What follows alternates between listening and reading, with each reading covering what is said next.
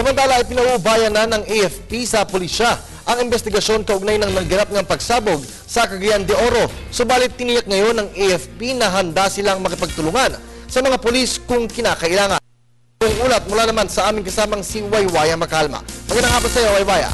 Magandang hapon sa Kirby, naka-standby lang ang hukbong sandatahang lakas sa Pilipinas. Ito'y oras na kailangan ng humingi ng dagdag na tulong ang Philippine National Police para nga matunto ng mastermind sa naganap na pagsabog sa Cagayan de Oro City noong Biyernes. Ipapaubayan naman ng liderato ng AFP si Commander ng 4th Infantry Division ng Philippine Army kung kinakailangan rin nilang magtaas ng alert status sa kanilang sinasakupan.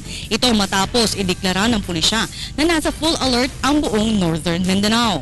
Ayon naman kay Lieutenant Colonel Ramon Zagala, tutulong sila kung kinakailangan para sa mabilis na pagresolba ng kaso. Sa ngayon, ang mga K9 Dogs at Explosive Ordnance Division o EOD team ang naiambag na tulong ng AFP. Ito matapos ang insidente at dagdag pa ng opisyal, ang Cagayan de Oro ay mapayapang syudad at walang anumang banta silang namomonitor kamakailan.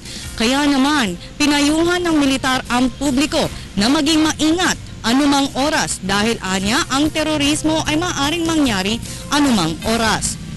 Sa ngayon, umaabot na sa 8 ang patay at 16 na lang ang natitira sa ospital na kung saan na umabot sa 40 katao ang nasa matapos ang insidente noong Biyernes sa Cagayan de Oro. At hanggang sa ngayon ay patuloy ang iniimbestigahan ng pulisya ang naturang pagsabog.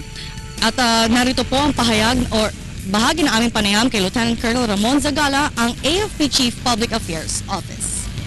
Well, really, the AFP really has no, that's really a police matter. No? And our investigative powers, we really do not have investigative powers so that we can augment them in areas that they need. And such augmentation can be in the matters of technical assistance like EOD.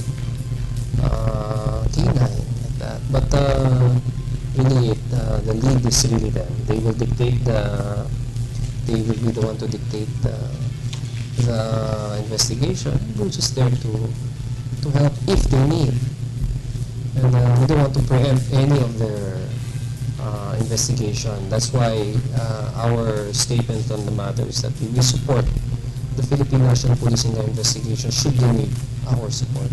So what Samantala, isang pagsabog naman kagabi sa USM Compound, Poblacion Cabacan, North Cotabato. Ayon kay Senior Inspector Benjamin Mauricio, spokesman ng Central Mindanao Regional Police.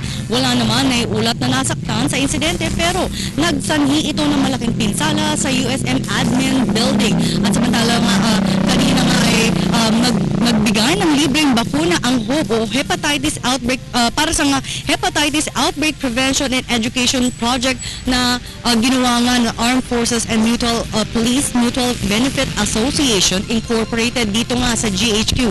3,000 mga sundalo ang mabibiyaan ng libreng bakuna at sa mga susunod na buwan ay magtutungo sila sa mga national headquarters sa buong bansa. Kabilang na nga rito ang Northern Luzon Command, Southern Luzon Command, Central Luzon Command, Central Command, Western Mindanao Command at Eastern Mindanao Command. At Kirby, yan ang pinaka-latest mula dito sa Campo Aguinaldo.